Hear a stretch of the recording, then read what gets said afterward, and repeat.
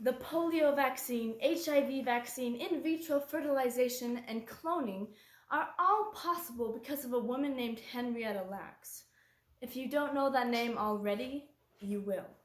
Why? Because her cells won't die. Henrietta Lacks was a woman born in 1940s, and she died October 4th, 1951, from an aggressive and rare form of cervical cancer. However, before her death, a sample of her tumor was taken and given to a man named George Gay. He and his assistant, Mary Kubikek, soon discovered that Henrietta's cells weren't just growing, but they weren't dying, unlike most of the other cells in Gay's lab. Soon enough, HeLa cells, as they were then labeled, were everywhere in the world, in every research and medical facility that you could think of.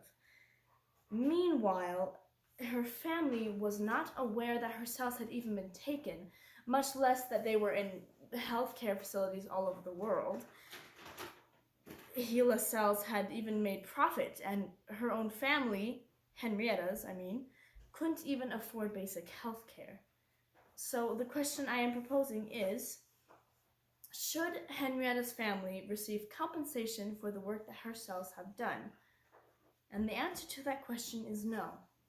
Here's why. Firstly, although Henrietta's cells were very unique and very special, her overall case wasn't. There have been many cases where patients have been experimented on and tested on and had samples taken from them without their knowledge or consent. And trying to give all of these families compensation for what their work has done is simply unrealistic. Secondly, I would like to state that this is not a conversation of whether or not it was right to take the cells. So this is not a topic of consent or how affordable healthcare should be for the family. That is a topic for another time. Of course, you might be thinking it is outrageous of me to tell you that the family of one of the most important women of the entire medical research history shouldn't receive compensation for the amazing things that Henrietta's cells have done.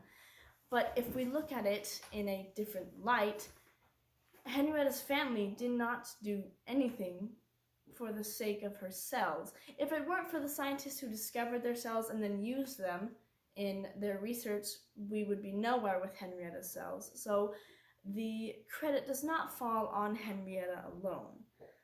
Again, we are aware of what Henrietta's cells have done for the world, and we shall forever be thankful that Henrietta happened to have them. But that does not mean that Henrietta's family should receive any compensation for what her cells have done.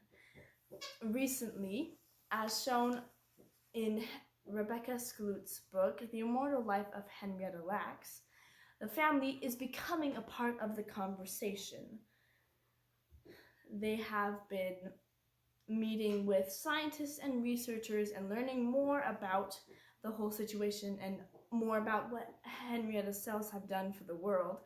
And the fact that their mother, is being credited and honored throughout the whole medical world seems to be compensation enough.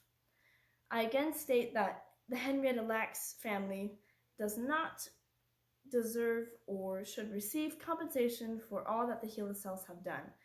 Though they've changed the world, Henrietta's case is not alone, and the family had next to nothing to do with the discoveries made by the researchers and scientists.